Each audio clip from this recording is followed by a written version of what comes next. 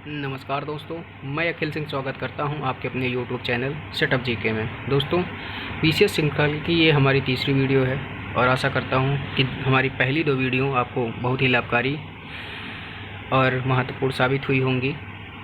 तो इसी क्रम में हम आज तीसरी वीडियो बना रहे हैं और जो इस बुक जो जीएस वर्ड की ये बुक है भारतीय संविधान एवं राज्य व्यवस्था की, इसके आज हम तीसरे अध्याय की बात करेंगे और तीसरे अध्याय को पढ़ेंगे।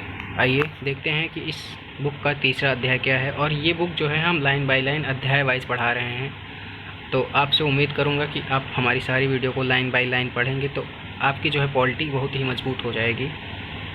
ठीक है, आइए देखते हैं तीसरा अध्याय क्या है।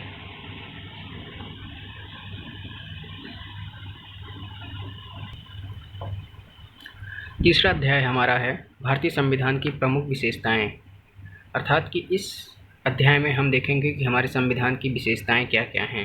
आइए देखते हैं कि संविधान किसी देश का मौलिक कानून होता है जो सरकार के विभिन्न अंगों की रूपरेखा और मुख्य कार्यों का निर्धारण करता है।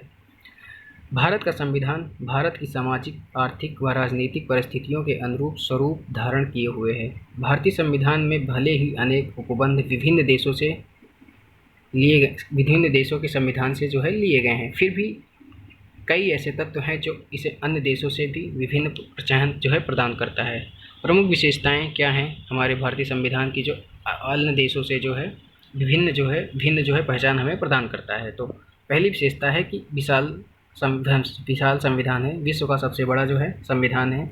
मूल संविधान में एक प्रस्तावना, 395 अनुच्छेद, 8 अनुसूचियाँ एवं 22 भाग थे और वर्तमान में 2019 के डाटा के अनुसार एक प्रस्तावना, 470 अनुच्छेद, 25 भाग एवं 12 अनुसूचियाँ हैं, जो कुल मिला के ABC जोड़ी होती हैं। इन सभी को मिला के इस टाइम जो है 470 अनुच्छेद और 25 भाग और 12 अनुसूचियाँ हैं। संसदीय सरकार है, वेस्टमिनिस्टर पर आधारित है। नम्यता एवं कठोरता का अनोखा मिश्रण है। मूल अधिकारों की व्यवस्था है। एकीकृत एवं स्वतंत्रता न्यायपालिका है। एकात्मकता की ओर झुकाव के साथ संघीय व्यवस्था, नीति निदेशक तत्व, मौलिक कर्तव्य, संघ एवं राज्यों के मध्य शक्तियों का स्पष्ट विभाजन है, धर्मनिरपेक्ष राज्य है। ये सभी विशेषताएं हमारे देश की संविधान की विशेषताएं हैं। आइए आगे देखते हैं कि संविधान जो है प्रस्तावना से संबंधित प्रमुख तथ्य क्या हैं।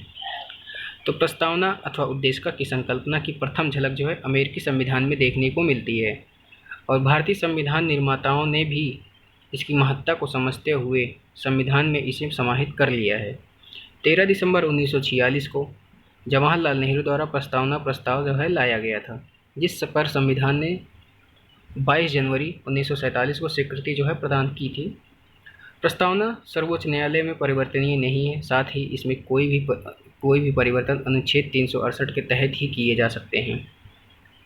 प्रस्तावना में जो है परिवर्तन जो होंगे वो 368 के अनुच्छेद के तहत ही होंगे। प्रस्तावना में अभी तक एकमात्र जो संशोधन हुए हैं वो 42वें संविधान संशोधन अधिनियम 1976 के माध्यम से किए गए हैं। इस संशोधन के तहत प्रस्तावना में समाजवादी, पंथ निरपेक्ष और तथा अखंडता शब्द जोड़े गए हैं।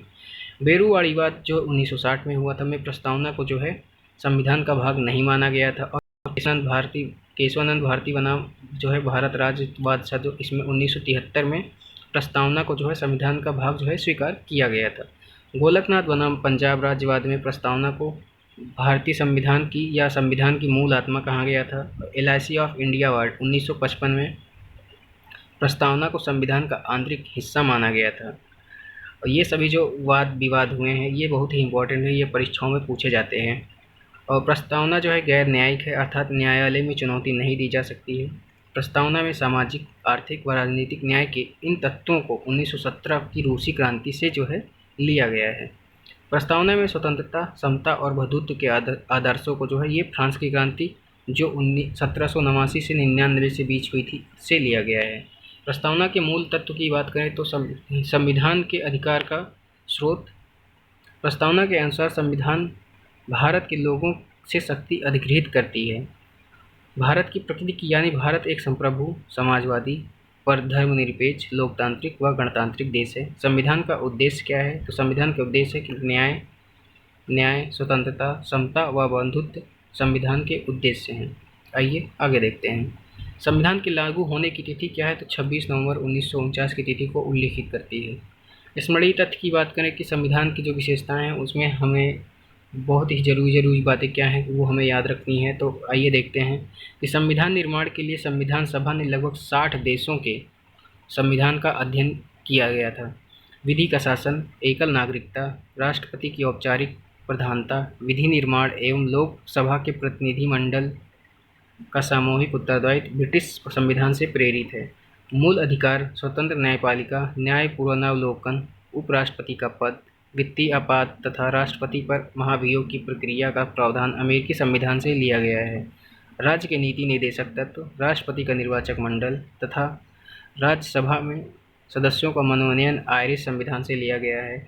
समवर्ती सूची, केंद्र राज्य संबंध, शक्तियों का विभाजन तथा प्रस्तावना की सभी भाषा ऑस्ट्रेलिया के संविधान से जो है लिया गया है। आपात उपबंध जर्मनी के वीवर संविधान से लिया गया है। मूल कर्तव्य रूसी संविधान से तथा गणतंत्रात्मक शासन प्रणाली फ्रांस के संविधान से लिया गया है। संघीय शासन प्रणाली, अपशिष्ट शक्तियों का सिद्धांत तथा सशक्त केंद्र कनाडाई संविधान से लिया गया है। 13 दिसंबर 1946 को नेहरू द्वारा प्रस्तुत एवं संविधान सभा द्वारा 22 जनवरी 1947 को स्वीकृति उद्देश्य प्रस्ताव अंततः भारतीय संविधान की उद्देशिका बना। 42वें संविधान संशोधन अधिनियम 1976 द्वारा उद्देशिका में समाजवादी, पंथनिरपेक्ष तथा अखंडता शब्द जो है जोड़े गए थे। उद्देशिका को भारतीय संविधान की आत्मा कहा जाता है, जबकि के.एम. मुंशी ने इसे राजनीतिक जनपत्री कहा है। भारत एक गणतंत्र राज्य है क्योंकि राष्ट्र का प्रधान निर्वाचित होता है, अर्थात प्रत्यक्ष जैसे भी होता है लेकिन निर्वाचित होता है, यह वंशानुगत नहीं होता है। उद्देशिका के अनुसार भारत एक धर्म निरपेक्ष राष्ट्र है, अर्थात भारत के राज्य में कोई धर्म नहीं है। भारतीय संविधान की उद्देशिका में 3 प्रकार के न्याय, सामाजिक, आर्थिक और राजनीतिक न्याय, 4 प्रकार की उपासना, विचार, अभिव्यक्ति, विश्वास और धर्म की स्वतंत्रता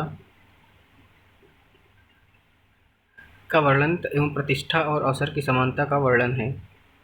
राज्य का सबसे महत्वपूर्ण तत्व है जो है वो है संप्रभुता को कहा जाता है। आर्थिक न्याय का उपबंध उद्देशिका के अलावा नीति निर्देशक तत्वों में भी किया गया है। भारतीय संविधान विश्व का सबसे बड़ा लिखित संविधान है। शून्यकाल संसदीय भारत की देन है। ग्रेनविल ऑस्टिन ने कहा कि संविधान सभा कांग्रेस थी और कांग्रेस भारत था। भारत का जो है राष्ट्रपति इंग्लैंड के राष्ट्रपति के समकक्ष होता है और भारतीय संविधान में एकल नागरिकता का प्रावधान है।